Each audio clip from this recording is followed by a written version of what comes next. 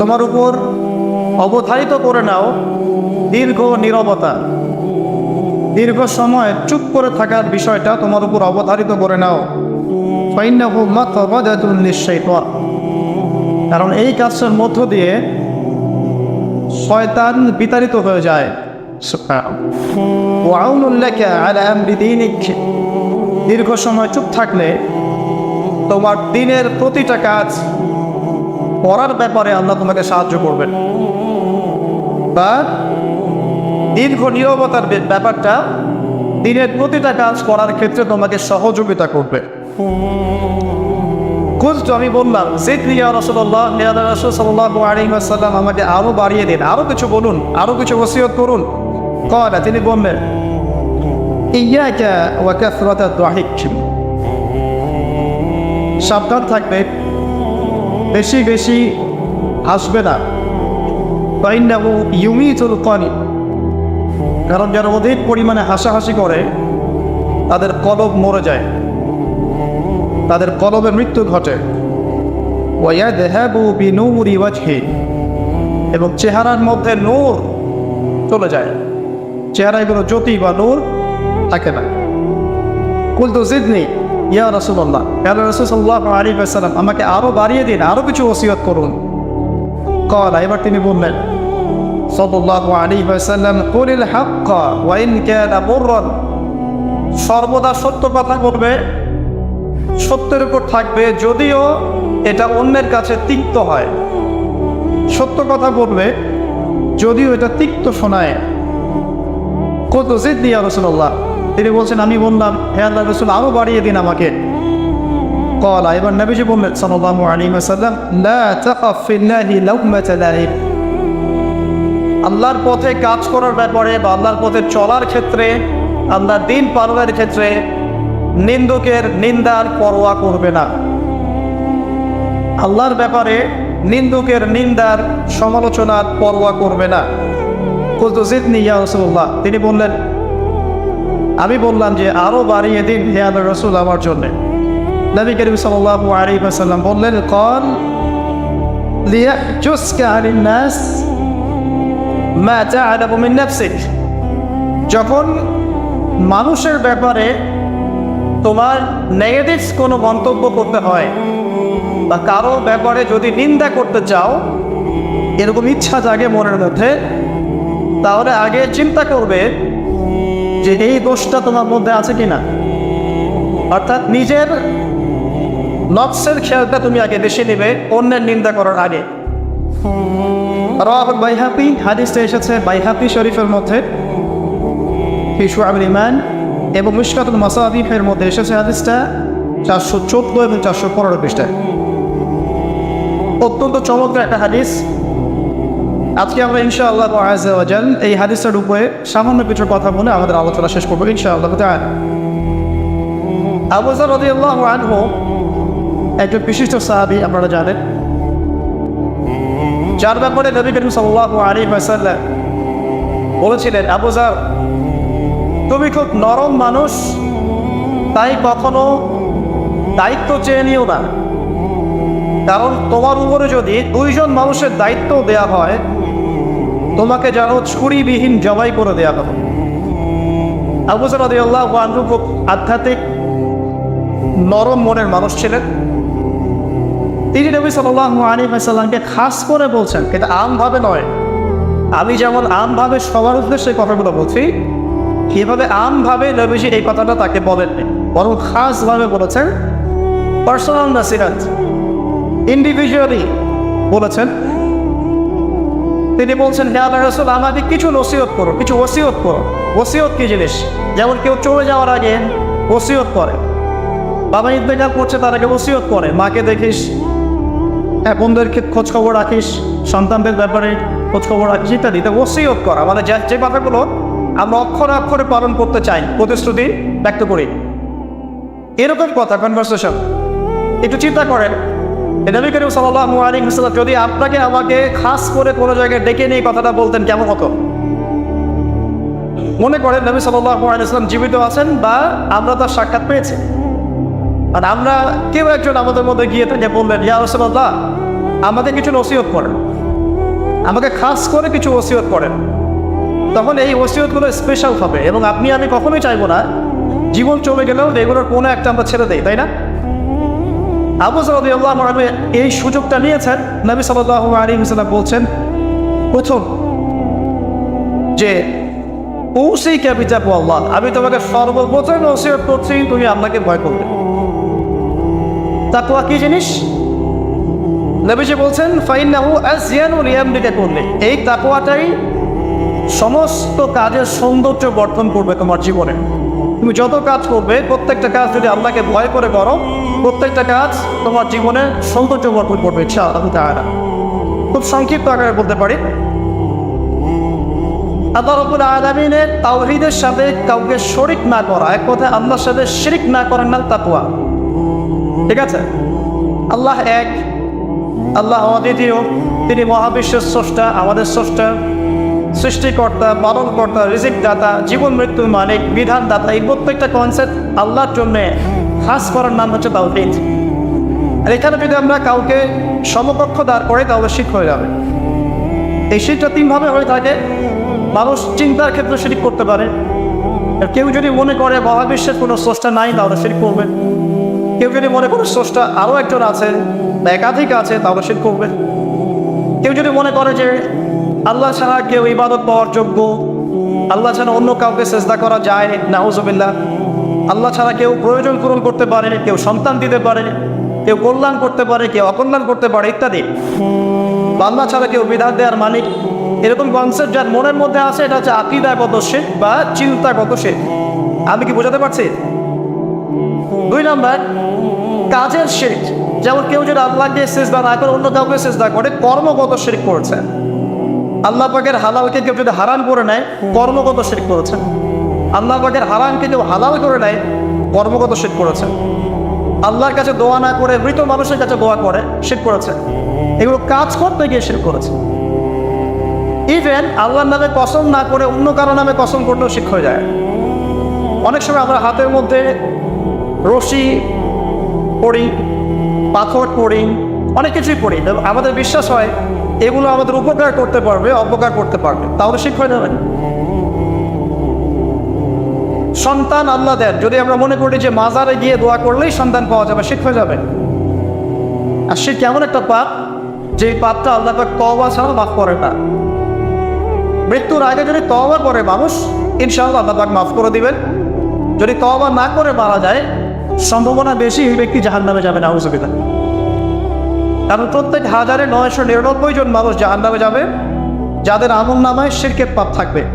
আল্লাহ পাক সূরা নিসার মধ্যে বলেছেন, ইন্নাল্লাহা লা ইয়াগফিরু আন ইউশরাকা বিহি ওয়া ইয়াগফিরু মা দুনা যালিকা লিমান ইয়াশা। আল্লাহ পাক শিরকের গুনাহ ব্যতীত যে কোনো গুনাহ যাকে ইচ্ছা মাফ করতে পারেন, যে কোনো গুনাহ। আপনি জিনা করেছেন, সিজদা করেন, ফিরে আসেন, আল্লাহ মাফ করে দেবে ইনশাআল্লাহ। আপনি সুদ খেয়েছেন দীর্ঘদিন, সুদ থেকে ফিরে আসেন, দীর্ঘদিন মায়ের সাথে জিনা করেছেন সুদের মধ্য দিয়ে, তওবা করে ফিরে আসেন, আল্লাহ এখনই মাফ করে দেবে ইনশাআল্লাহ। আপনি খুন করেছেন মানুষকে, যদি আপনি চিন্তা করেন যে আমার এটা অপরাধ হয়েছে, এবং আপনি তওবা করে খালেসভাবে ফিরে আসেন, আল্লাহ মাফ করে দেবে ইনশাআল্লাহ। ব্যভিচার করেছেন, বিবাহিত হওয়ার পরেও জিনা করেছেন, এই ব্যক্তির কিন্তু পৃথিবীতে বাঁচার আসলে কোনো অধিকার নাই।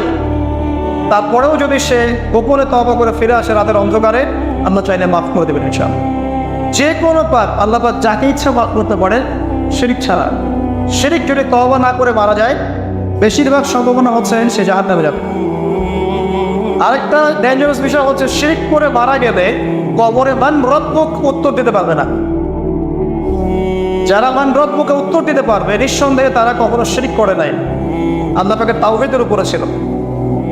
আমরা শিরকের অনেক কিছু বুঝেছি, কি আধুনিক একটা শিরক বুঝি না, আধুনিক শিরক। এটা যেমন আল্লাহ পাক যা নাজিল করেছেন, এখানে যে বিধানগুলো আছে এইগুলোকে যদি কেউ ডিনাই করে বা এগুলোকে পাশ ফিরিয়ে অন্য কোনো বিধানকে বেটার মনে করে, আল্লাহর বিধানের চাইতে বেটার মনে করে বা সমকক্ষ মনে করে, এটাও শিরক। এটাও শিরক। আল্লাহ পাক কিছু হালাল করেছেন, আপনারা যদি মনে করেন এটা হারাম, তাহলে শিরক, এটাও শিরক। সূরা তাওবার 31 নম্বর একটা পড়ে দেখবেন ইনশাআল্লাহ তাআলা। যাই হোক, তাকওয়ার প্রথম স্টেজ হচ্ছে আমাদেরকে শিরক করা যাবে না, তাওহীদে থাকতে হবে ইনশাআল্লাহ তাআলা। 2 নম্বর,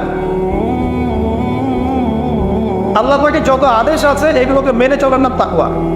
ফর এক্সাম্পল সালাত, সাওম, সাদাকা, হজ, উমরা, যাকাত, সত্য কথা বলা, পিতা মাতাকে ইত্যাদি যতগুলো আদেশ কোরআন এবং সুন্নাহর মধ্যে আছে এগুলোকে মেনে চলা তাকওয়ার পরিচয়। 3 নম্বর, আল্লাহ পাকের যত নিষেধ আছে এই সমস্ত নিষেধগুলোকে বর্জন করার নামও তাকওয়া। শুধু আদেশ মানলাম, নিষেধ বর্জন করলাম না, এটা আসলে প্রকৃত তাকওয়ার পরিচয় নয়। আজকে আমরা মাশাআল্লাহ সবাই সালাত পড়েছি, কালকে সকালে যদি আবার শরীরের প্ল্যান করি আমার মধ্যে তাকওয়া আসলে নাই। আমি ধর্মীয় জীবনে পাক্কা মুসল্লি হলেও অর্থনৈতিক জীবনে পাক্কা সুৎখোর থেকে গেছে। এই অবস্থা যদি তওবা না করে মারা যায়, মায়ের সাথে জেনার অপরাধ নিয়ে কে আমাদের মনে উঠবে ইনশাআল্লাহ। এটা আমার কথা না, নবী সাল্লাল্লাহু আলাইহি ওয়াসাল্লাম বলেছেন, সহিহ বুখারীর হাদিস, যে কোনো আলেমকে জিজ্ঞাসা করবেন, যে কোনো মাদ্রাসায় যাবেন, যে কোনো প্রকাশনের বুখারী শরীফ কেনেন না কেন হাদিসটা পাবেন, যে ব্যক্তি 1 দিরহাম সুদ খেলো সে যেন 36 বার জেনা করলো। আপনি যদি জানেন যে আপনার ক্লোজ কোনো ফ্রেন্ড বা আত্মীয় বা বইয়েবার নিচ্ছে জেনা করে বেড়ায় বা মেয়েদের সাথে একাধিক মেয়ের সাথে তার সম্পর্ক আছে, ইনলিগাল রিলেশনশিপ, আপনি নিশ্চয়ই তার থেকে সম্মানের দৃষ্টিতে তাকাবেন না, তাকাবেন? আখিরুজ্জামান এমন একটা যুগ যেখানে সুদ থেকে বাঁচা সো ভেরি ডিফিকাল্ট। এখানে হাজারে খুব কম মানুষই সুদ থেকে বাঁচতে পারবে। যারা বেঁচে থাকবে তাদের গায়েও সুদের ছিটা ফোটা এসে লাগবেই লাগবে, কারণ পুরো বিশ্বের ইকোনমিক সিস্টেমটাই সুদ ভিত্তিক। এটা পরিপূর্ণরূপে ইসলামিক ধাঁচে সাজানো এখন সম্ভব বলে মনে হচ্ছে না। আমরা চেষ্টা করতে পারি, সবক কখন হবে? যখন শেকড় উপরে আসবে। আর শেকড় কখন উপরে হবে? যখন মালহাবা হবে। আর মালহাবা কখন হবে? যখন মদিনার গুরুত্ব কমে যাবে এবং জেরুজালেমের গুরুত্ব বেড়ে যাবে। আর যখন আল-মাহদি আসবেন, ঈসা ইবনে মারইয়াম আসবেন, তখন পৃথিবীতে ইনশাআল্লাহ আযজা ওয়া জাল ইসলাম ব্যতীত কিছুই বাকি থাকবে না। তখন ইনশাআল্লাহ তাআলা উপরের লেভেল থেকে সুদ বলতে কিছু থাকবে না ইনশাআল্লাহ। তবে এখন কি করবেন? ফাত্তাকুল্লাহা মাসতাতা'তুম। এখন এতটুকু করবেন, ফাত্তাকুল্লাহা মাসতাতা'তুম, তোমরা সাধ্যমতো আল্লাহকে ভয় করো। আপনার যতটুকু কুলায় এতটুকু আপনি দূরে থাকবেন। পারতপক্ষে চেষ্টা করবেন সুদ যেন আপনার গায়ে না লাগে। আল্লাহ পাক বোঝার তৌফিক দান করুন, আমিন। বলছিলাম আল্লাহ পাকের নিষেধগুলোকে বর্জন করার নাম তাকওয়া।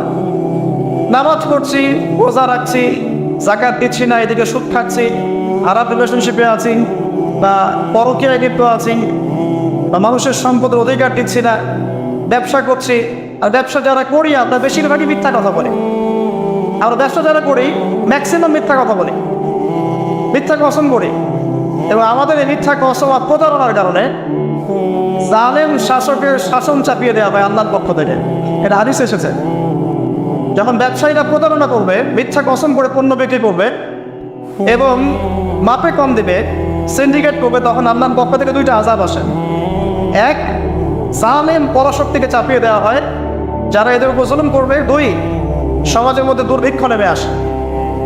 এগুলো নবী সাল্লাল্লাহু আলাইহি ওয়াসাল্লামের কথা, বদলানোর কোনো সুযোগই নেই। আজও তার কালো এগুলো ফলে যাবে ইনশাআল্লাহ, তারা যদি না আমরা আমাদের জায়গা থেকে সরে আসি। তো যারা আমরা ব্যবসা করছি অনেকেই মিথ্যা কথা বলি ম্যাক্সিমাম, এবং মনে করি যে ব্যবসায় এগুলো মিথ্যা বলা জায়েজ, এটা ব্যবসার অংশ মনে করি আমরা। সৎ ব্যবসায়ী কিয়ামতের দিন নবীগণের সাথে থাকবেন। যারা সৎ ব্যবসায়ী তারা কিয়ামতের মাঠে নবীগণের সাথে হাসর করবেন। ছাঁচে খুঁজে পাবেন না, এখন খুব কম সৎ ব্যবসায়ী পাবেন। যাই হোক, যেটা বলছিলাম ভাই, প্রিয় ভাইয়েরা, যে শুধু আদেশ পানের নাম তাকওয়া নয়, নিষেধটা বর্জন করতে হবে। আমরা নামাজ রোজা হজ জাকাত সবই করছি মাশাআল্লাহ, ব্যবসায়িক জীবনে মাপে কম দিচ্ছি, ইকোনমিক লাইফে সুদ খাচ্ছি, আর পলিটিক্যাল লাইফ নিয়ে আমি কোনো কথা বলতে যাচ্ছি না। সেখানে কতটুকু আল্লাহ কতটুকু রাসূল আছে তো আল্লাহ ভালো জানেন, আল্লাহ বিচার করবেন। আমি মৌলিক কথাগুলো বলছি। দেখেন, ফ্যামিলিগত ব্যাপারে আপনারা দেখবেন বাহ্যিকভাবে ইসলামের লেবাস পোশাক আছে ঠিকই, বাট ভিতরে অরিজিনাল ইসলাম নাই। দেখবেন পরিবারে ম্যাক্সিমাম পরিবারে দেখবে পর্দা দেয়, নামাজের ব্যক্তির খুব অভাব। আর নামাজের চিন্তা হলে আপনাকে ফরজ জামাতে আসতে হবে। নামাজে চিন্তা হলে আপনাকে ফজরের জামাতে আসতে হবে। এই মসজিদেই আজকে ফজরে আসবেন, দেখবেন এই যে মুসল্লি যারা বসে আছেন তাদের 50% নাই তিনটা সব। তো আমরা পার্সিয়ান ইসলাম ফলো করছি, কিছু মানছি কিছু মানছি না। আল্লাহ বলছেন এটা না, পরিপূর্ণরূপে ইসলামে প্রবেশ করো এবং এটার নাম তাকওয়া।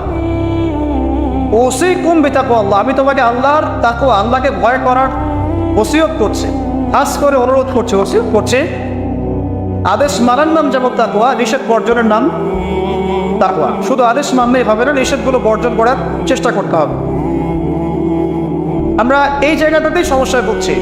আদেশ আমরা অনেকেই পালন করতে পারি, আলহামদুলিল্লাহ, নামাজ পড়তে পারি, রোজা রাখতে পারি, অনেকে যাকাত দেই, মাশাআল্লাহ, সাদাকা করি, দান সাদাকা করি, ইসলামের প্রতি ভালোবাসা আছে, আল্লাহ এবং রাসূলকে মহব্বত করি, কিন্তু হারাম রিলেশনশিপ ছাড়তে পারছেন না। দেখবেন অ্যাফেয়ার ছাড়তে পারছেন না, ফ্রি মিক্সিং ছাড়তে পারছেন না, রিবা ছাড়তে পারছেন না, আপনার পরকীয়া ছাড়তে পারছেন না, অহেতুক এই যে নোংরা অপসংস্কৃতি ছাড়তে পারছেন না। খেয়াল করে দেখেন, স্মোকিং ছাড়তে পারছেন না, মাদকদ্রব্য সেবন ছাড়তে পারছেন না, বাট আপনি ইসলামকে ভালোবাসেন, আল্লাহকে ভালোবাসেন, রাসূলকে ভালোবাসেন। এইটাই মূল সমস্যা আমাদের এখানে। আবার আমি ফিল করি আল্লাহ পাক আমাদের সবাইকে আদেশ মানার সাথে সাথে নিষেধ বর্জন করার তৌফিক দান করুন। চার, আল্লাহ রাব্বুল আলামিনকে হাজির এবং নাজির জানার নাম তাকওয়া। হাজির নাজির কেমন? যে আমার জীবনের প্রতিটা স্টেপ আল্লাহ পাক দেখছেন এবং শুনছেন। আল্লাহ পাক অবশ্যই আজিম থেকেই আমাকে দেখছেন, আমাকে শুনছেন প্রতিটা মুহূর্তে, এখন, আজ, কাল, আগামী, অতীত, বর্তমান, ভবিষ্যৎ, সবসময় আল্লাহ আমাকে দেখছেন, শুনছেন। প্রত্যেকটা মুহূর্তে এই কথা যার মাথায় থাকবে তার পাপ করার প্রবণতা কম হবে। ইনশাআল্লাহ পাপ করলেও সে তওবা করে আল্লাহর কাছে ফিরে আসবে ইনশাআল্লাহ। যদি তার দ্বারা কোনো পাপ হয়েও যায়, আপনি দেখবেন তাকওয়াই তাকে আবার ফিরিয়ে নিয়ে আসবে, সে আল্লাহর কাছে ফিরে আসবে ইনশাআল্লাহ। আল্লাহ পাকে হাজির এবং নাজির জানা। এর আরেকটা নাম আছে, সেটা হলো ইহসান। কি নাম? হাদিসে জিবরিল নামে একটা হাদিস আছে, সহিহ মুসলিমের 9 নম্বর হাদিস, আর মিশকাতুল মাসাবিহ 2 নম্বর হাদিস। ইহসান কি? জিবরাইল আলাইহিস সালাম নবী সাল্লাল্লাহু আলাইহি ওয়াসাল্লামকে জিজ্ঞাসা করেছিলেন। তিনি বলছেন, আন তা'বুদাল্লাহা কাআন্নাকা তারাহু ফা ইন লাম তাকুন তারাহু ফা ইন্নাহু ইয়ারাক। তুমি এমন ভাবে আল্লাহর ইবাদত করবে যেন তুমি আল্লাহকে দেখছো। ওয়া ইন লাম তাকুন তারাহু ফা ইন্নাহু ইয়ারাক, এবং তুমি যদি আল্লাহকে দেখতে না পাও, তুমি সবসময় মনে রাখবে আল্লাহ পাক তোমাকে দেখছেন। এই কনসেপ্টটার নাম হচ্ছে ইহসান, যেটা আমাকে তাকওয়া দিবে। ইহসান থাকে আমলের মধ্যে। নামাজ পড়ছি, দেখবেন আমাদের মনোযোগ বেশিরভাগেরই কিন্তু থাকে না। আল্লাহ ভালো জানেন, আমি আপনাদের পার্সোনাল ব্যাপারে ইন্টারফেয়ার করতে যাচ্ছি না, বাট আমার মনে হয় বেশিরভাগ মানুষের থাকে না। কারণ বেশিরভাগ মানুষই তো নামাজে যা পড়ছি তার অর্থ জানি না। যখন আপনার সন্তান অসুস্থ হয়েছিল, আপনি হাত উঁচু করে আল্লাহর কাছে কান্নাকানি করেছেন, তখন আপনার চোখ দিয়ে পানি পড়েছে, কারণ আপনি যা চেয়েছেন ফিল করে বলেছেন আল্লাহর কাছে, আপনার চোখ দিয়ে পানি পড়েছে। কতদিন আপনি নামাজের সেজদায় কাঁদতে পেরেছেন? আমি কাঁদতে পেরেছি, ভাবতে হবে। কাঁদতে না পারার কারণ কি? কারণ হচ্ছে আমি নামাজে যা পড়ি তার কিছুই বুঝি না। আমার কাছে নামাজ একটা ফিজিক্যাল এক্সারসাইজের মতো হয়ে গেছে। সরি ফর মাই ল্যাঙ্গুয়েজ, আমি কোনো কিছুকে অবমাননা করতে যাচ্ছি না, অনেক ব্যাপারটা এরকমই হয়ে গেছে। তার হলো বাহ্যিকতা নিয়ে আমরা বেশি ব্যস্ত। হাত কোথায় বাঁধতে হবে? নাভির নিচে না বুকে? তারপরে রফুল এদান করতে হবে কি না, পাইবা লাগাবো কি লাগাবো না, আমি জোরে না আসতে বাহ্যিক বিষয় নিয়ে বেশি ব্যস্ত। রুহানিয়াত, যেটা নামাজের ভিতরে রুহ বা আত্মা, ইহসান, মনোযোগ, আল্লাহর সাথে কতটুকু আমি কমিউনিকেট করতে পারলাম, মনের কথা কতটুকু আপনার কাছে ব্যক্ত করতে পারলাম, নামাজে আমি কতটুকু আপনাকে ফিল করতে পারলাম, এটা কিন্তু বেশি আলোচনা হয় না। অথচ কোনটা মৌলিক বিষয় বলেন দেখি? নামাজের এই মারেফতটা কি মূল না? আধ্যাত্মিকতাটাই মূল। আর বাহ্যিক বিষয়গুলো তো আল্লাহ পাক দেখছেন, নেকি দিবেন ইনশাআল্লাহ তাআলা। তো এই যে প্রাণহীন ইবাদত হচ্ছে, রোজা রাখছি, রোজার মর্ম বুঝতে পারছি না। হজ করে আসলো, হাজি সাহেব টাইটেল হলো ঠিকই, কিন্তু হজের মূল মর্ম ইব্রাহিমী চেতনা সে শিখে আসতে পারলো না। সাই করছে সাফা মারওয়া, সে ফিল করতে পারলো না এটা হাজরা আলাইহিস সালামের সুন্নাহ। এই যে আমরা কুরবানি করলাম, ম্যাক্সিমাম আমাদের মধ্যে ঠিক করতে পারি নাই এটা হচ্ছে ইব্রাহিম আলাইহিস সালামের সেই কুরবানি যেটা তিনি ছেলেকে করতে চেয়েছিলেন। এই চেতনাটা আসলো না। তো তো রসকসহীন ইবাদত কতটুকু কবুল হয়, প্রাণহীন ইবাদত কতটুকু উপরে পৌঁছে আল্লাহ ভালো জানেন। তো যে বিষয়টা নিয়ে এই কথাটা বললাম, ইনসান হচ্ছে সেই জিনিস যেটা আমাকে মনে করাবে আমি আল্লাহকে দেখছি, শুনছি, বা আল্লাহ আমাকে দেখছেন এবং শুনছেন। এর জন্য প্রয়োজন আপনি ইবাদতে যা যা করছেন, যা যা বলছেন, এর অন্তত অর্থটুকু বোঝা। তাহলে আপনার ইনশাআল্লাহ মনের মধ্যে সেই ফিলিংসটা আসবে ইনশাআল্লাহ তাআলা। ফর এক্সাম্পল, আপনি নামাজে দাঁড়িয়ে পড়ছেন ওয়ানুনাজ্জিলু মিনাল কুরআন মা হুয়া শিফাউন ওয়া রাহমাতুল লিল মুমিনিন ওয়া লা ইয়াজিদু যালিমিনা ইল্লা ফাসাদ। এই আয়াতের অর্থ কতজন জানেন? একটু হাত উঁচু করে দেন। যারা জানেন তারা যদি আয়াতটা কোরআনের নামাজের মধ্যে পড়েন, তারা মনোযোগ বেশি পাবেন, স্বাভাবিক। অর্থ হচ্ছে কোরআন আমরা নাজিল করেছি, এই কোরআনের মধ্যেই আছে শিফা বা আরোগ্য এবং মুমিনদের জন্য রহমত। যখন আপনি বুঝতে পারলেন তখন কি নামাজে মনোযোগ পারবে না? সুবহান রাব্বিয়াল আ'লা বলছেন, সর্বোচ্চ আমার রব, আমার সর্বোচ্চ সুউচ্চ, তখন আপনার মনোযোগ পারবে না? আত্তাহিয়াতুতে আপনি কি পড়ছেন, দরুদে কি পড়ছেন, দোয়া মাসুরে বলছেন আল্লাহুম্মা ইন্নী যালামতু নাফসি যুলমান কাসীরা, আমি আমার নফসের উপর প্রচুর জুলুম করেছি। তখন কি ফিলিংস হয় যে জুলুমের এখানে স্বীকারোক্তি দিচ্ছি আমি? কারণটা একটাই কারণ। কথা বললে অনেক সময় যাবে, আমার আরও কিছু বলার আছে, যে অর্থটা বুঝতে পারছি না। অর্থ না বুঝলে আপনি রসকসহীন প্রাণহীন ইবাদত করবেন। অর্থ বোঝাটা কি অপরাধ? অর্থ বুঝলে কি আপনি আলেম ওলামা থেকে সরে যাবেন, দূরে সরে যাবেন? আর সব কিছুর অর্থ তো আপনি ব্যাখ্যাটা বুঝতে পারবেন না। তখন আপনি আলেম ওলামার কাছে আসবেন, এসে জিজ্ঞাসা করবেন, ব্যাখ্যা জেনে নেবেন, সিম্পল।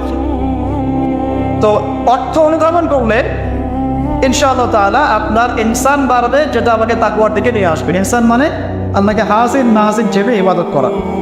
আরেকটা বিষয়, ইবাদতের মধ্যে ধীরস্থিরতা আনতে হবে, তাড়াহুড়া বন্ধ করতে হবে। তাড়াহুড়া বন্ধ করলে পরে দেখবেন ইবাদতের মধ্যে স্বাদ পাচ্ছেন ইনশাআল্লাহ। দুনিয়াবি হ্যাসেল, দুনিয়াবি যে ব্যস্ততা, এগুলো কমিয়ে আনতে হবে, তাহলে দেখবেন ইবাদতের স্বাদ পাচ্ছেন ইনশাআল্লাহ। প্রত্যেকটা ইবাদতের পটভূমি জানতে হবে, যে নামাজ আমি কি জন্য পড়ি, কোথায় গিয়ে ফরজ হয়েছিল, কুরবানি কেন দিব, কুরবানির ইতিহাসটা কি, হজ যে আমি করবো ঘটনাগুলোর পিছনের গল্পগুলো কি, এগুলো না জানলে আপনি ইবাদতের স্বাদ পাবেন না। তো এই জিনিসগুলো একটু টাচ দিলাম। আল্লাহ পাক আপনার সবাইকে ইনসানের সাথে ইবাদত করার তৌফিক দান করুন, আমিন। তো প্রথম ওসিয়ত করছেন নবী সাল্লাল্লাহু আলাইহি ওয়াসাল্লাম আবু যর রাদিয়াল্লাহু আনহুকে, তুমি আপনাকে ভয় করবে, এটা তোমাকে সমস্ত আমল সুন্দর করে দেবে ইনশাআল্লাহ, সৌন্দর্যমণ্ডিত করে দেবে। তাকওয়া মানে আমরা জানলাম আল্লাহর সাথে শিরক না করা, তাওহীদের উপর থাকা। 2, আল্লাহ পাকের আদেশগুলোকে মেনে চলার চেষ্টা করা।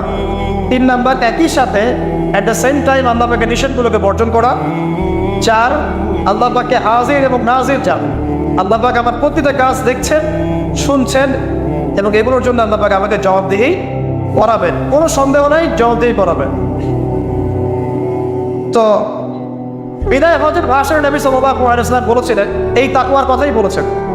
তিনি বলেছিলেন সাল্লাল্লাহু আলাইহি ওয়াসাল্লাম যে আজকে থেকে আরবের উপর অনারবের কোনো ভেদাভেদ নাই, সাদার উপর কালো, কারোর উপর লালের কোনো ভেদাভেদ নাই।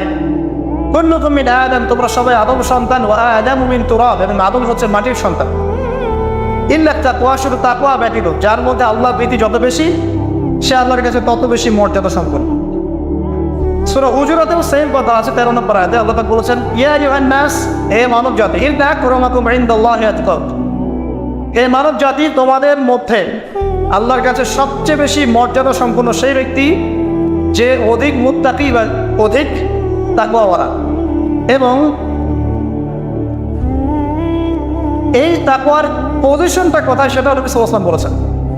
এটা আমার টুপিতে নাই, আমার দাড়ি, আমার লেবাস, আমার পোশাক, আমার চলাফেরা, এসবের মধ্যে তাকওয়ার প্রকৃত পরিচয় নাই। নবী করিম সাল্লাল্লাহু আলাইহি ওয়াসাল্লাম বলেছেন, তাকওয়া হাহুনা, তাকওয়া হচ্ছে এখানে, এই বলে তিনি কলিজার থেকে 3 বার ইশারা করেছেন। অর্থাৎ তাকওয়ার মূল কেন্দ্র কোথায়? আপনার কলবে। আর কলব সংক্রান্ত একটা কথা কিন্তু হাদিসের মধ্যে আসবে একটু আগে, কিছু একটা কাজ করলে কলবটা মরে যাবে, সে কাজটা কি? আপনারা হাদিসে করতে পারছেন, সামনে যাচ্ছি চল। তো কলবের ব্যাপার তাকওয়া, তাতে কলবের যত্ন নেওয়া লাগবে। আপনার দেহের যেমন যত্ন নেই, পোশাকের যত্ন নেই, পরিবারে থাকতে পছন্দ করি, বাড়ি ঘর চকচকা রাখতে পছন্দ করি, তাই না? তো তাহলে কলবটাও পরিষ্কার করার চেষ্টা করতে হবে। কি করলে কলবের যত্ন হবে। তার কথা এই হাদিসে আছে, একটু সামনে যাচ্ছি চল। আমি ওই হাদিসের বাইরে কিছু কথা বলছি। কলবের যত্ন, বেশি বেশি মৌতের স্মরণ এবং পরকালের ফিকির কলবকে চিন্তা করবে ইনশাআল্লাহ। মনের মধ্যে কোনো প্রকার রিয়া অহংকার রাখা যাবে না, কলব জীবিত হবে ইনশাআল্লাহ। কারো প্রতি হিংসা বিদ্বেষ পোষণ করবেন না, কলব চিন্তা থাকবে ইনশাআল্লাহ। মানব সেবামূলক যে কাজগুলো আছে, ফর এক্সাম্পল এতিমের দেখাশোনা করা, বিধবাদের খোঁজখবর নেয়া, মিসকিনের পাশে দাঁড়ানো, এই কাজগুলো করলেও কলব জিন্দা হয়, কলবের মধ্যে নূর আসে, সাকিনা আসে। কলব পরিষ্কার না করে যতই দাড়ি টুপি পাগড়ি জুব্বা পড়ি না কেন, আদতে কোনো লাভ হবে না। আল্লামা তাকিস মানে হাফিজাহুল্লাহ তাসাউফ এবং তাসকিয়া বইটা পড়তে পারেন, এখানে ডিটেইলস এই বিষয়ে জানতে পারবেন ইনশাআল্লাহ। সামনে যাই। আবু যর রাদিয়াল্লাহু আনহু বলছেন যে কুলতু, আমি বললাম, জিদনি ইয়া রাসূলুল্লাহ, হে রাসূল আমার জন্য আরো বাড়িয়ে দেন। তাকওয়ার বিষয়টা বুঝতে পেরেছে, আমার জন্য আরো বাড়িয়ে দেন, আরো কিছু ওসিয়ত করুন। নবী সাল্লাল্লাহু আলাইহি ওয়াসাল্লাম বলেন আলাইকা বিতিলাওয়াতিল কুরআন। দ্বিতীয় ওসিয়ত কি? আলাইকা কথার অর্থ হচ্ছে তোমার উপরে ওয়াজিব করে ফেলো, একেবারে তোমার উপরে শক্ত করে নাও। আলাইকা তোমার উপর শক্ত করে নাও, বিতিলাওয়াতিল কুরআন, কোরআনের তেলাওয়াত। তোমার উপরে কোরআনের তেলাওয়াতটাকে অবধারিত করে নাও, শক্ত করে নাও। ওয়া যিকরিল্লাহি আযজা ওয়া জাল্লা, এবং আল্লাহ পাকের জিকিরটাকে অবধারিত করে নাও। ফাইন্নাহু যিকরুন লাকা ফিস সামার, কারণ এই বিষয়টা আসমানে তোমাকে স্মরণের মাধ্যম হবে। ওয়া নূরুন লাকা ফিল আরদি, এবং পৃথিবীতে আল্লাহ পাক তোমাকে নূর দান করবেন। দ্বিতীয় ওসিয়তের মধ্যে দুটো জিনিস, একটা হচ্ছে কোরআন তেলাওয়াত, একটা হচ্ছে আল্লাহ জিকির। কোরআন তেলাওয়াত সম্পর্কে খুব সরল একটা কথা বলছি। কোরআনুল কারীম বিশুদ্ধ করে তেলাওয়াত শিখতে হবে, এক নম্বর বিষয়। যদি বিশুদ্ধ করে মদ মাখরাজ তাজবিদের সাথে না শেখেন, তাহলে সারা জীবন ভুল করে যাবেন আর কোরআনের অর্থ বিকৃত হয়ে যাবে। আপনার অজান্তেই এমন অর্থ চলে আসবে যা আপনি মোটেও কল্পনা করেননি এবং কামনাও করেন নাই। আপনি বলছেন ফর এক্সাম্পল যে আলহামদুলিল্লাহি রাব্বিল আলামিন, অর্থ সুন্দর, সমস্ত প্রশংসা আল্লাহর জন্য যিনি বিশ্বজাহানের প্রতিপালক। একটা মদের কারণে আপনার পার্থক্য হলো, একবারটি বলে ফেলছি, যেভাবেই হোক, যত সময় লাগুক, যে বয়সেই থাকেন, বিশুদ্ধ করে কোরআন তেলাওয়াত না শিখে মৃত্যুবরণ করবেন না, ওয়াদা করেন।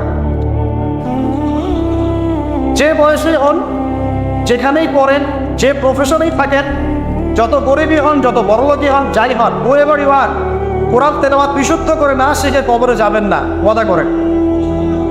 আর সারা জীবনে যা করেছেন, যত কিছু শিখেছেন, আপনার সায়েন্স, আপনার আর্টস, আপনার commerce, medical science, engineering, BCS cadre, যা কিছু করেছেন, সব কিছু বৃথা হয়ে যাবে যদি পরকালে আপনি কুলসিরাত পার হতে না পারেন।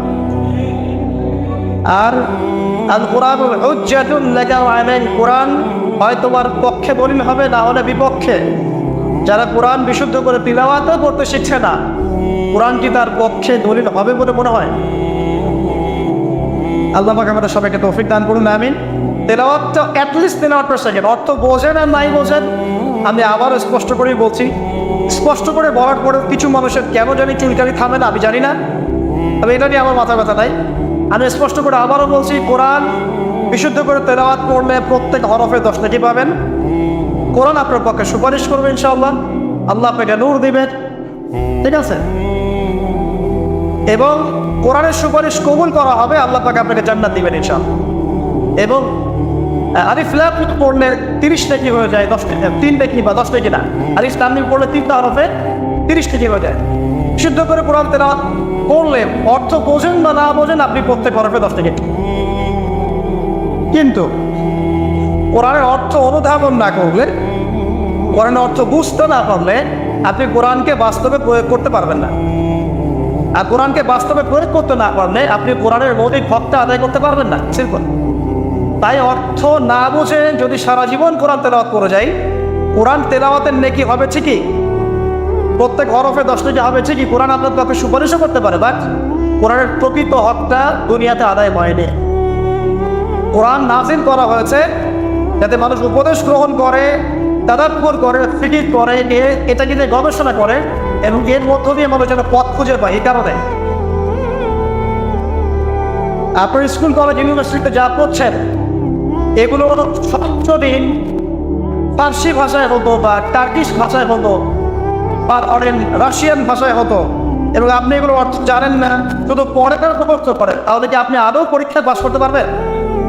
প্রশ্নের উত্তর দিতে পারবেন?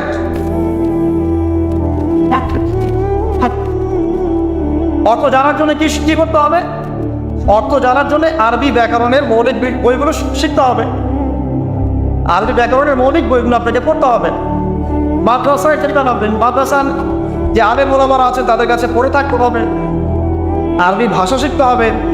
এগুলো যদি খুব ডিফিকাল্ট মনে হয় সেক্ষেত্রে আপনি কমপক্ষে একটা বিশুদ্ধ তাফসীর কিনবেন, কিনে আপনি কোরআন নিয়মিত অর্থ সহ পড়বেন।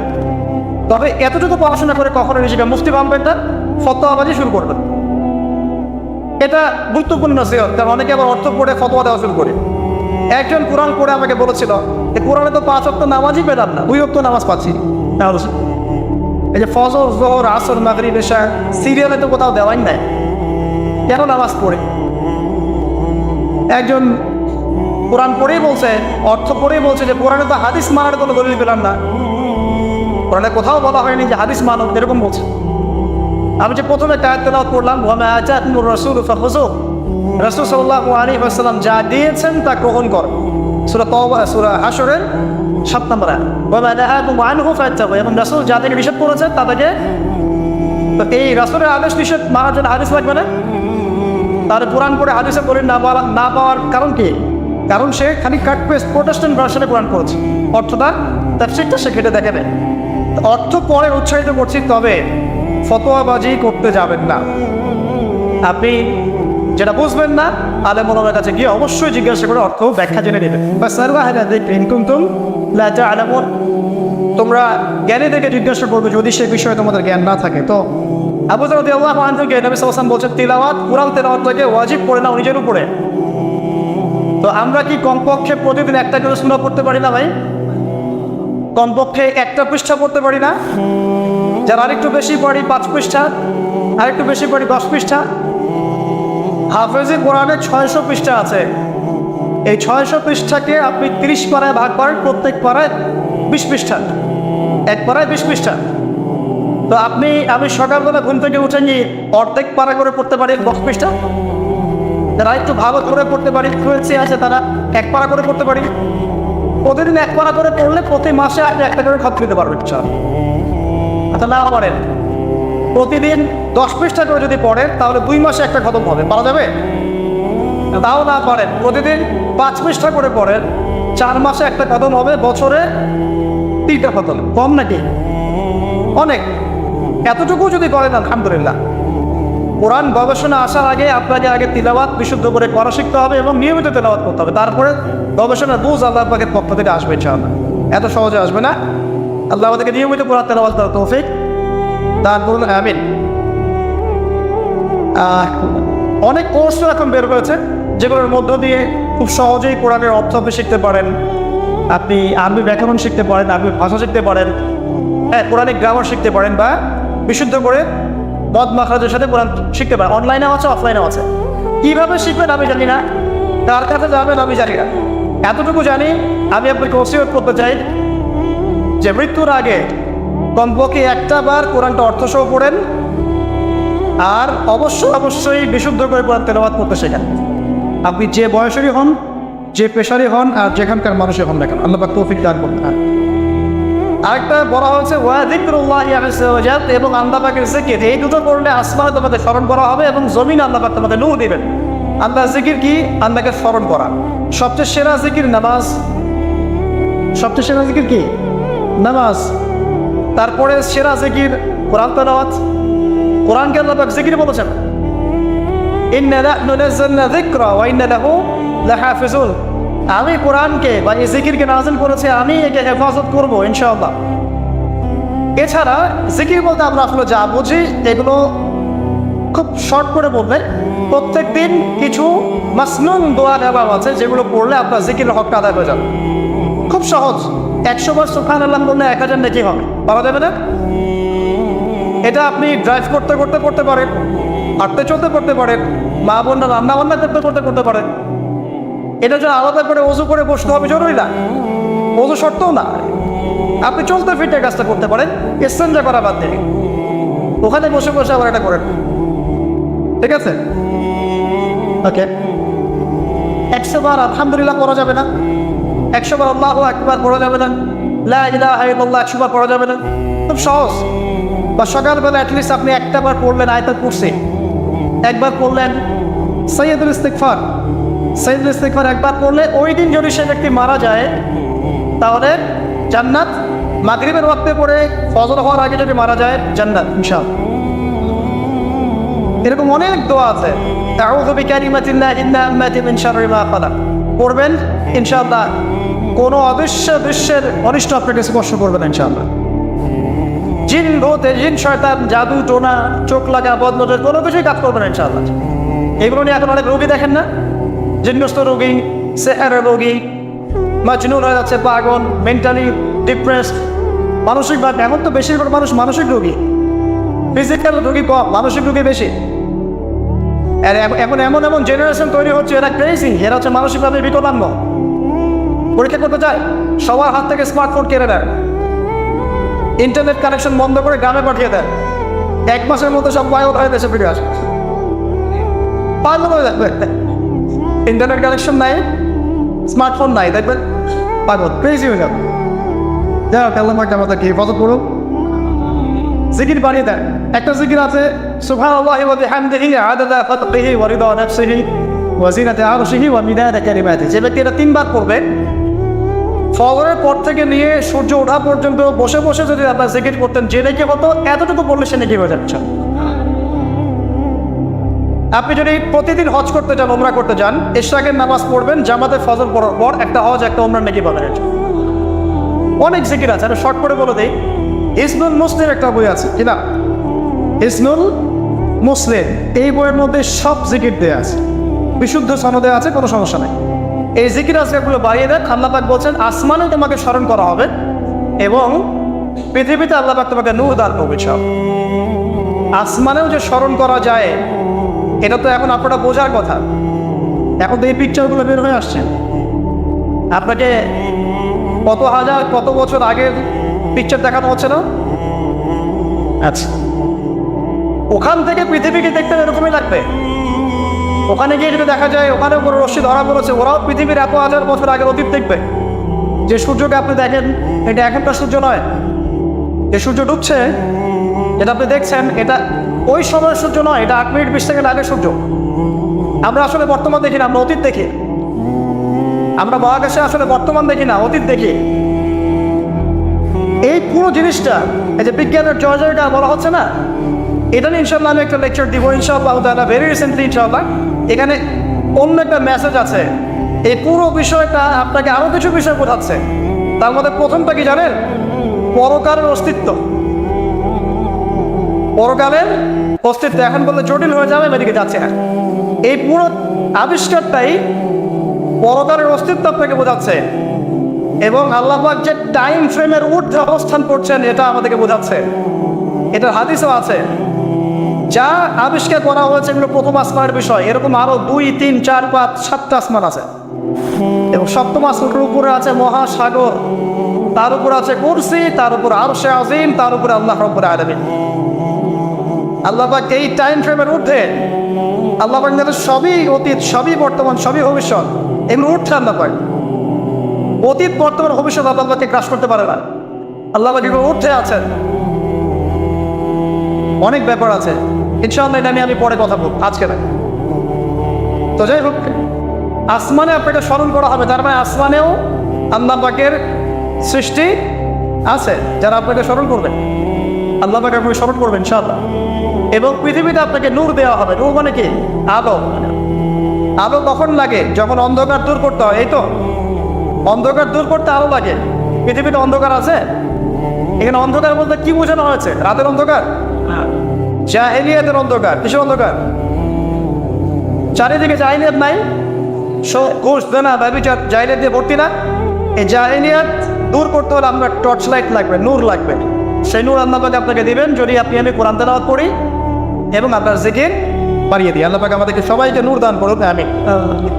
এরপরের ওসিয়ত ছিল, শর্ট করে নিচ্ছি। তিনি বলেন, কুলতু ইয়া রাসূলুল্লাহ জিদনি, আমাকে আরো বাড়িয়ে দিন হে আল্লাহর নবী। তিনি বলছেন খুব ইম্পর্টেন্ট কথা, আলাইকা বিতুলিস সামতি, দীর্ঘ সময় নীরবতা অবলম্বন করার ব্যাপারে আমি তোমাকে ওসিয়ত করছি, এটা তোমার উপরে ওয়াজিব করে না। দীর্ঘ সময় চুপ করে থাকাটা মারেফতের পরিচয়। যখন আপনি চুপচাপ থাকবেন, খুব বেশি কথা বলবেন না, বেশি অপ্রয়োজনীয় কথা বলবেন না, প্রয়োজনীয় কথা বলবেন, আল্লাহর পক্ষ থেকে আপনার কলমের উপরে ইলম আসবে, ইলমে লাদুন্নি আল্লাহর পক্ষ থেকে আসবে ইনশাআল্লাহ। দেখবেন ঠান্ডা মাথায় চিন্তা করলে সুন্দর গোছানো চিন্তা করা যায় না, এলোমেলো হবে না চিন্তা উন্নত হবে। এবং যদি আমরা বেশি ব্যস্ত থাকি, বেশি কথা বলি, তখন কিন্তু চিন্তাগুলো এলোমেলো হয়ে যায়। এটা বলা হচ্ছে প্রয়োজনীয় বিষয়গুলোর ক্ষেত্রেও কথার ক্ষেত্রে সতর্কতা অবলম্বন করে। তাহলে অপ্রয়োজনীয় যে কথাগুলো আছে, যে গীবত, পরনিন্দা, পরচর্চা, অহেতুক মিউজিক শোনা বা অহেতুক কাব্যচর্চা, অহেতুক উপন্যাস, এগুলোর কি মূল্য আছে? তাহলে যখন প্রয়োজনীয় ক্ষেত্রে আল্লাহ পাক বলছেন আলাইকা বিতুলিস সামতি, তোমার উপরে দীর্ঘ নীরবতাকে ওয়াজিব করে নাও, তাহলে অপ্রয়োজনীয় গান, গল্প, আড্ডাবাজি, এই যে আমরা চায়ের দোকানে করছি, ক্যারাম খেলতে খেলতে করছি, লুডু খেলতে খেলতে করছি, অহেতুক আড্ডাবাজি করছি, ফ্রেন্ড সার্কেল একত্রিত হলে অনেক অহেতুক গল্প হয়ে যায়। এবং বেশিরভাগ গল্পের ক্ষেত্রে হয় গীবত বা রিয়া বা আত্মপ্রদর্শন, তাই না, বা সমালোচনা। আর বাই দ্য ওয়ে, জাতি হিসেবে আমরা খুব বাচাল জাতি আছি। আমরা কাজের চেয়ে কথা বলতে বেশি পছন্দ করি, আমরা কাজের চাইতে কথা বলতে বেশি পছন্দ করি, কিন্তু যারা উন্নত সভ্যতা তারা কথা কম বলে, কাজ বেশি করে। আমরা কাজের চেয়ে কথা বেশি বলতে পছন্দ করি, এবং কাজ যদি কোনো একটা করে ফেলি, যদি কাজ হয় 5 ডিগ্রির, আমরা কথা বলতে শুরু করি 100 ডিগ্রি। আপনারা আমাদের এরকম, তো আমাদের এই জাতিগত পরিবর্তন আনতে হবে। কথা কম বলি আমরা, আল্লাহ পাক কাজ বেশি করার তৌফিক দান করুন। এবং কথা যখন বলবো সেটা যেন প্রয়োজনীয় কথা হয়। আর যদি কোনো অপ্রয়োজনীয় কথা হয়েও যায় কোনো জায়গায়, একটা দোয়া পড়ে উঠবেন, ইনশাআল্লাহ কাফারা হয়ে যাবে। এটা বেশি জরুরি না? এটা বেশি জরুরি। তো যখন কোনো জায়গায় বসলেন, অপ্রয়োজনীয় অনেক কথা হয়ে গেছে, ওঠার আগে বলবেন সুবহানাকা আল্লাহুম্মা ওয়া বিহামদিক, আশহাদু আন লা ইলাহা ইল্লা আনতা, আস্তাগফিরুকা ওয়া আতুবু ইলাইক। বাস, আপনার এই বৈঠকে যদি কোনো অপ্রয়োজনীয় কথা হয়ে যায়, আল্লাহ পাক সেটা মাফ করে দেবেন ইনশাআল্লাহ। এটা মা বোনদেরকে শেখাবেন, কারণ তাদের এটা বেশি প্রয়োজন।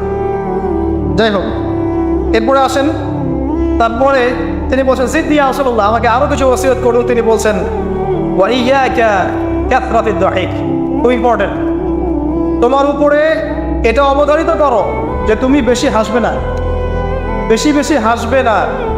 সূরা তওবার মধ্যে একটা আয়াত আছে যে তারা বেশি বেশি হেসে নিক, অচিরে তারা এমন অনেক বেশি কান্নাকাটি শুরু করবে। তারা হেসে নিক, অচিরেই তারা অনেক বেশি কান্নাকাটি শুরু করবে। নবী সাল্লাল্লাহু আলাইহি ওয়াসাল্লাম হাদিসে বলেছিলেন, তোমরা যদি জানতে আমি যা জানি, আল্লাহর পক্ষ থেকে আমি যা জানি, তোমরা যদি তা জানতে, তাহলে তোমরা একটা মাঠে একত্রিত হয়ে যেতে, স্ত্রী সহবাসও ছেড়ে দিতে, স্ত্রীকে ছেড়ে দিয়ে একটা মাঠে একত্রিত হয়ে যেতে এবং সিজদায় পড়ে কান্নাকাটি শুরু করতে। তোমরা যদি জানতে আমি যা জানি, তোমরা সেটা জানো না। তো বেশি হাসাটার কুফল কি? নবী সাল্লাল্লাহু আলাইহি ওয়াসাল্লাম বলছেন ফাইন্নাহু ইউমিতুল কলব। এটা ওই যে কলবের কথা বললাম, কলবের যত্ন নিতে হবে, কলবকে মেরে ফেলবে। বেশি বেশি হাসলে কলবকে মেরে ফেলবে। আবার এখন থেকে কিছু ব্যায়ামের অ্যাসোসিয়েশন বের হয়েছে, এরা সবাইকে হাসায় হো হো করে, এরা সবাইকে হো হো করে হাসায়, বলে জোরে জোরে হাসলে হার্টের অসুখ নাকি কম হয়। আর আল্লাহ রাসূল বলছেন যারা বেশি বেশি হাসে এদের কলব মরে যায়। নবীজি কেমন করে হাসতেন? নবী সাল্লাল্লাহু আলাইহি ওয়াসাল্লাম মুচকি হাসতেন। তিনি হাসতেন, এমনকি বলা হচ্ছে হাদিসে নিজের দিনী ভাইয়ের সাথে, মুসলিম ভাইয়ের সাথে হাসি মুখে সাক্ষাৎ করলে নেকি হয়, আমল নামে নেকি লেখা হয়। তো হাসবো অবশ্যই, আমরা কখনোই মানে হাসা কমিয়ে দিব না, অবশ্যই হাসবো, তবে অট্ট হাসি না। অট্ট হাসি নিজের হৃদয়টাকে কি করে মেরে ফেলে, মুচকি হাসে। আর নবীজি কখনো কখনো এমনভাবে হেসেছেন যে তার দাঁত দেখা গেছে, এমনভাবেও হেসেছেন, কিন্তু সেটা সংখ্যা খুব কম ছিল। তো আসুন, এর একটা কুফল আছে, এবং এই অট্ট হাসি বেশি বেশি দেওয়ার ফলে চেহারার যে নূর, মুত্তাকি মানুষ যারা, নামাজি মানুষ যারা কোরআনের সাথে সম্পর্ক রাখে, দেখবেন চেহারা একটা নূর থাকে, একটা আলো থাকে, আল্লাহর পক্ষ থেকে একটা নূর থাকে। একটা রব থাকে, একটা প্রভাব থাকে। রব মানে প্রভাব। তো বেশি বেশি জোরে হাসলে চেহারার নূর কমে যায়। একটু খেয়াল করে দেখবেন, আপনি 5 ওয়াক্ত সালাত জামাতের সাথে পড়ার চেষ্টা করেন, নিয়মিত তাহাজ্জুদে উঠতে অভ্যাস করেন, দেখবেন ফজরের ওয়াক্তের দিকে আপনার চেহারা দিয়ে কিছু একটা নূর বের হচ্ছে। এটা হবে, দেখবেন চেহারাটা নুরানি লাগবে। দেখবেন অনেক ভাই যারা মারা গেছেন, যারা পড়াতে গিয়ে দেখবেন চেহারা নুরানি, চেহারাতে আলো বের হচ্ছে। আর মানুষ যত বেশি পাপ করতে থাকে চেহারার নূর তত কমতে থাকে, চেহারার নূর তত কমতে থাকে। যত বেশি প্রকাশ্য আর গোপন পাপ মানুষ করতে থাকে, চেহারার নূর কমতে থাকে। তবে অনেক নুরানি চেহারার পিছনেও কিন্তু শয়তান থাকে, এটাও মাথায় রাখতে হবে। তো আল্লাহ পাকে প্রকৃত মুত্তাকি বান্দা হওয়ার তৌফিক দান করুন, আমিন। আর দুটো ওসিয়ত তিনি করেছেন, সেটা হলো যে কুলতু জিদনি ইয়া রাসূলুল্লাহ, আমি বললাম ইয়া রাসূলুল্লাহ আমাকে আরো বাড়িয়ে দিন, আরো ওসিয়ত করুন। তিনি বলছেন কুলিল হাক কানা মুরওয়ান, সবসময় সত্য কথা বলবে যদিও এটা তিতা শোনায়, মানুষের কাছে তিক্ত মনে হয়, তুমি সত্য কথা বলবে। আর সত্যের সংজ্ঞাটা আমাদের জানতে হবে। সত্যের সংজ্ঞাটা আমরা যা শিখেছি এটাই চূড়ান্ত সংজ্ঞা নয়। সত্যের ডেফিনেশন হচ্ছে সূরা কাহফের 29 নম্বর আয়াতে আছে। কোন সূরায়? সূরা কাহফ 29 নম্বর আয়াতে আছে। আল্লাহ পাক বলেছেন ওয়াকুলিল হাক্কু মির রাব্বিকুম ফামান শাআ ফালিউমিন ওয়া মান শাআ ফালিয়াকফুর। সত্য সেটাই, আরো করে শোনেন, সত্য সেটাই যা তোমার রবের পক্ষ থেকে নাযিল হয়। যার ইচ্ছা হয় সে মেনে নিক, ঈমান আনুক, যার ইচ্ছা হয় অস্বীকার। ইন্না আতাদনা লিযালিমিনা নারা, আমি জালেমদের জন্য আগুন প্রস্তুত করেছি। ইলা আতিন লায়া। তো এখানে আল্লাহ সত্যের ডেফিনেশন দিয়েছেন, দ্য ডেফিনেশন অফ ট্রুথ। সত্যের ডেফিনেশন কি? আল্লাহর পক্ষ থেকে যা নাজিল হবে সেটাই সত্য। আল্লাহর পক্ষ থেকে তাওরাত নাজিল হয়েছে, ঠিক আছে, জাবুর নাজিল হয়েছে, ইনজিল নাজিল হয়েছে, সুহফ ইব্রাহিম মুসা নাজিল হয়েছে, কোরআন নাজিল হয়েছে। যখন তাওরাত নাজিল হয়েছিল, তাওরাত ওই যুগের জন্য সত্য মিথ্যার চূড়ান্ত মানদণ্ড ছিল। এখন না, কারণ সেটা রহিত হয়ে গেছে। জাবুর ওই যুগের জন্য সত্য মিথ্যার চূড়ান্ত মানদণ্ড ছিল, ইনজিল ওই যুগের জন্য ছিল। যখন থেকে কোরআন নাজিল হয়েছে এবং সুন্নাহ এসেছে, কিয়ামত পর্যন্ত সত্য মিথ্যার এর বাইরে কোনো মানদণ্ড আছে?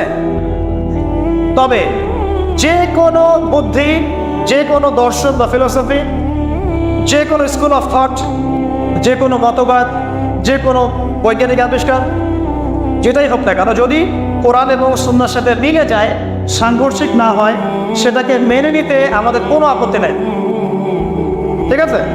কিন্তু যে কোনো বিজ্ঞান বা দর্শন বা যুক্তি বা মানব রচিত কোনো মতবাদ, যেটাই হোক, যে কোনো স্কুল অফ থট বা ফিলোসফিক্যাল থট, এগুলো কোরআন এবং সুন্নাহর সাথে যদি না মিলে, সাংঘর্ষিক হয়, সেক্ষেত্রে এটা না বানাই আপনার আমার উপর ওয়াজিব। এটা সত্য মিথ্যার মানদণ্ড থাকবে না। এখন আমাদের কাজ কি? জাস্ট এগুলোকে মিলিয়ে দেখা কোরআন সুন্নাহর সাথে এগুলো মিলছে কিনা, ব্যাস। ওয়াইন কানা মুররান, যদি সত্য তিতাও হয় তবুও বলতে হবে। যদি চাকরি চলেও যায়, ইমাম সাহেবকে সুদের এগেনস্টে বলতে হবে, বলা শিখতে হবে। ঘুষের এগেনস্টে বলা শিখতে হবে, দুর্নীতির এগেনস্টে বলা শিখতে হবে। ওয়াইন কানা মুররান, যদি তিতাও লাগে, তবে বলার ভাষাটা এগ্রেসিভ হবে না। মানুষকে আঘাত করে বলার ব্যাপারটা ইসলাম সমর্থন করছে না। কিভাবে? ফেরাউনের কাছে নবী মুসা আলাইহিস সালামকে দাওয়াত দিতে পাঠানো হচ্ছে। ফেরাউন যে হামান, কারুন নাম মনে আছে তো, তাদের কাছে পাঠানো হচ্ছে নবী মুসা এবং তার ভাই হারুন আলাইহিস সালামকে। আল্লাহ পাক এখন তাদেরকে বলছে কি, যাহাবা ইলা ফিরাউন, তোমরা দুজনে ফেরাউনের কাছে যাও, ফাকুলা লাহু কাওলান লাইয়িনা, ফেরাউনের কাছে গিয়ে নরম ভাষায় কথা বলো। লাআল্লাহু ইয়াতাযাক্কারু আও ইয়াখশা, হতে পারে সে উপদেশ গ্রহণ করবে এবং আমাকে ভয় করবে। তো প্রেজেন্টেশনের একটা ব্যাপার আছে। আল্লাহ নবী মুহাম্মদ সাল্লাল্লাহু আলাইহি ওয়াসাল্লামকে বলছেন যে উদউ ইলা সাবিলি রাব্বিকা বিল হিকমা, তুমি তোমার রবের দিকে মানুষকে ডাকো প্রজ্ঞার সাথে, ওয়া মাউইযাতিল হাসানা, এবং উত্তম উপদেশের সাথে। রুড ভাবে না, এগ্রেসিভলি না, আর চরম পন্থার প্রয়োগ করে নয়, এমনভাবে যাতে করে সত্যটা উপস্থাপিত হয় এবং আপনার ভাষা উপস্থাপনা, এক্সপ্রেশন এবং অ্যাটিটিউডটা এগ্রেসিভ মনে না হয়, ঠিক আছে। এই বিষয়টা খেয়াল রাখা উচিত আমাদের। আমরা যারা ওয়াইজ বা বক্তা বা খতিব বা দায়ী আছি, মানুষকে আঘাত করে কথা বলে আসলে ফায়দা খুব একটা হয়, বরং তাকে যদি বুঝিয়ে দেওয়া যায় এবং সত্যটা উপস্থাপন করা যায়, আর আল্লাহ যদি তার তাকদীরে হেদায়েত লিখে রাখেন, ইনশাআল্লাহ সে হেদায়েত পাবেন। আর যদি নাও পায়, আপনার দায়িত্ব শেষ, ফাযাক্কির ইন্নামা আনতা মুযাক্কির, আপনি উপদেশ দিন, আপনি শুধু উপদেশদাতা। লাস্তা আলাইহিম বিমুসাইতির, আপনি কারোর প্রতি দারোগা নন। ফাযাক্কির ইন নাফআতি যিকরা, আপনি উপদেশ দিন যদি উপদেশ কাজে আসে। সায়াযাক্কারু মান ইয়াখশা, যারা তাকে ভয় করে তারা শীঘ্রই উপদেশ গ্রহণ করবে ইনশাআল্লাহ। আল্লাহ পাক আমাদের সবাইকে প্রকৃত দায়ী হওয়ার তৌফিক দান করুন, আমিন। একজনের কথা বলে আমি সামনে যাচ্ছি, মুসআব বিন উমাইর রাদিয়াল্লাহু আনহু, ইসলামের ইতিহাসের প্রথম দায়ী, যাকে নবী সাল্লাল্লাহু আলাইহি ওয়াসাল্লাম মক্কা থেকে মদিনায় পাঠিয়েছিলেন, যিনি বিলাসী জীবনযাপন করতেন জাহিলি যুগে। তার এত দামি পারফিউম ছিল, আতর ছিল, খুশবু ছিল যে মক্কায় কারো কাছে নাই। বুঝতে পারছেন? ইসলাম কবুল করার পরে তার অবস্থা এমন হয়েছিল যে তার একাধিক পোশাকও নাই যেটা চেঞ্জ করে নামাজ পড়বেন। উহুদের যুদ্ধে তিনি শহীদ হয়েছেন এবং তাকে দাফন করার জন্য কাফনের কাপড় পাওয়া যায়নি, তাকে ঘাস ইরসিন নামক ঘাস দিয়ে দাফন করা হচ্ছে। এই হলো আপনার দুনিয়ার শেষ পর্যন্ত, কিন্তু পরকালে তিনি এখন জান্নাতুল ফিরদাউসে আছেন ইনশাআল্লাহ। এখানে আপনি সাফল্যও বুঝতে পারছেন। তো মুসআব বিন উমাইর রাদিয়াল্লাহু আনহু যখন মদিনায় গিয়ে দাওয়াত দিচ্ছেন, তখন সাদ বিন মুআজ নামে একজন সাহাবী ছিলেন, যিনি আওস গোত্রের নেতা। তিনি দাওয়াতি কাজ করছেন, কিন্তু সাদ বিন মুআজ তার কাছে এটা পছন্দ হচ্ছে না। তিনি এসে খুব কড়া ভাষায় বললেন যে মদিনা থেকে এই দাওয়াতি কাজ যদি বের না করো, তাহলে তোমার আমার মাঝখানে যে আত্মীয়তার সম্পর্ক আছে এটাও থাকবে না, মানে তোমাকে আমি হত্যা করো। মানে তিনি ইসলামটা পছন্দ করছেন না। তিনি বলছেন এখান থেকে বেরো, এই দাওয়াতি কাজ এখান থেকে বন্ধ করো, মদিনা থেকে বের হও। তখন মুসআব বিন উমাইর কি করছেন শোনেন, তিনি বলছেন তিনি কোনো রকম এগ্রেসিভ কথা বললেন না। আমরা হয়তো কি করতাম, আমরা হয়তো কিন্তু এগ্রেসিভ কথা বলতাম। আমাদের ইস্যু না থাকলেও যে পরিমাণে এগ্রেসিভ কথা আমরা বলি, ইস্যু খুঁজে খুঁজে বের করে একজনের মানহানি করার জন্য, আন্ডারস্টিমেট করার জন্যে, মানুষের চোখে তাকে আন্ডারস্টিমেট করার জন্য, কত কি না ইস্যু না থাকলেও। আর এখানে তো ইস্যু জাজল্যমান, তাকে এসে পড়া ভাষায় বলছেন বের হয় এটাতে, এই মসজিদ থেকে বের হও, দাওয়াতি কাজ করা যাবে। তিনি বলছেন আচ্ছা পড়বো ফাতাস না, আপনি কি একটু বসবেন, একটু শুনবেন। ওয়াইন রাদিতা বিহি ক্বাবিলত, আমি যে দাওয়াতটা দিচ্ছি এটা যদি আপনার পছন্দ হয় তাহলে আপনি কবুল করবেন। ওয়াইন কারিহতা, যদি আপনি এটা অপছন্দ করেন, আযান আন কামা তাক, তাহলে আপনি যেটা অপছন্দ করছেন এটা আপনাকে থেকে নিয়ে চলে যান, থাকবেন। কত ডিপ্লোম্যাটিক অ্যান্সার, যে আমি যে দাওয়াতটা দিচ্ছি এই দাওয়াতটা যদি আপনার পছন্দ হয় আপনি কবুল করেন, যদি না হয় তাহলে আমি এটা থেকে চলে যান। এবার তিনি বসলেন, তাওহীদের কথা শোনালেন, লা ইলাহা ইল্লাল্লাহ দাওয়াত দিলেন, ইসলামের সব বেসিক জিনিসগুলো বোঝালেন। সাদ বিন মুআজ রাদিয়াল্লাহু আনহু ইমিডিয়েটলি ইসলাম কবুল করলেন এবং তার মধ্য দিয়ে 80টা পরিবার ইসলাম কবুল করলেন। এই হচ্ছে দায়ীর ক্যারেক্টার হওয়া উচিত। আল্লাহ পাক আমাদেরকে তার মতো দায়ী হওয়ার তৌফিক দান করুন, আমিন। তো যেটা বলছিলাম যে সত্য উপস্থাপন করতে হবে, তবে মাউইজাতুল হাসানা, হিকমার সাথে, প্রজ্ঞার সাথে এবং যুগোপযোগীভাবে কোরআন সুন্নাহকে হাতে নিয়ে ওয়ার্ল্ডকে ডিল করার মতো জ্ঞান থাকতে হবে। সর্বশেষ নবী সাল্লাল্লাহু আলাইহি ওয়াসাল্লাম যে ওসিয়ত করছেন সেটা হলো, তিনি বলছেন লা তাখাফ ফিল্লাহি লাওমাতা লাইম, ইয়া আবু যার, আল্লাহর পথে চলার ক্ষেত্রে নিন্দুকের নিন্দার কোনো পরোয়া করবে না। আল্লাহর পথে যখন তুমি চলতে শুরু করবে, কোন চলা, প্রকৃত চলার কথা বলছি, কথিত চলার কথা বলছি না। আমরা কিন্তু ম্যাক্সিমাম কথিত চলি, আর প্রকৃত চলার কথা বলছি। মানে ইসলামের বেসিক প্রতিটা বিষয় আপনি মেনে চলেন, এটা প্রকৃত চলা। এবং নিষেধ, বেসিক নিষেধ সব ছেড়ে দেন, এর না প্রকৃত চলা। আর কথিত কি, বাইন মুযাবযারিনা বাইনাহুম, মানে এদিকেও আছে এদিকেও আছে, মানে যখন যেদিকে বাতাস সেদিকে ফ্লো আর কি, ঠিক আছে। পাবলিক দেখলো, একটা ফতোয়া দিলাম, পাবলিক চেতে গেল, ফতোয়া চেঞ্জ করে দিল, মুযাবযারিনা বাইনাহুম। তো প্রকৃত চলা, যখন তুমি প্রকৃত রূপে আল্লাহর পথে চলবে, তখন মানুষ তোমার নিন্দা করবে, সমালোচনা করবেই। মানুষ নিন্দা করবেই, সমালোচনা করবেই। এটা নবীগণের সুন্নাত। নূহ আলাইহিস সালাম থেকে শুরু করে মুহাম্মদ সাল্লাল্লাহু আলাইহি ওয়াসাল্লাম পর্যন্ত এমন কোনো নবী নাই যাকে তার কওম তিরস্কার করে নাই, বের করে দেয় নাই, অত্যাচার করে নাই। কোনো কোনো ক্ষেত্রে নবীদেরকে হত্যা পর্যন্ত করা হচ্ছে। তো নবীগণের যে নিষ্পাপ কোনো মানুষ আছে, তাহলে তাদেরকে এই ভোগান্তি কেন পোহাতে হলো?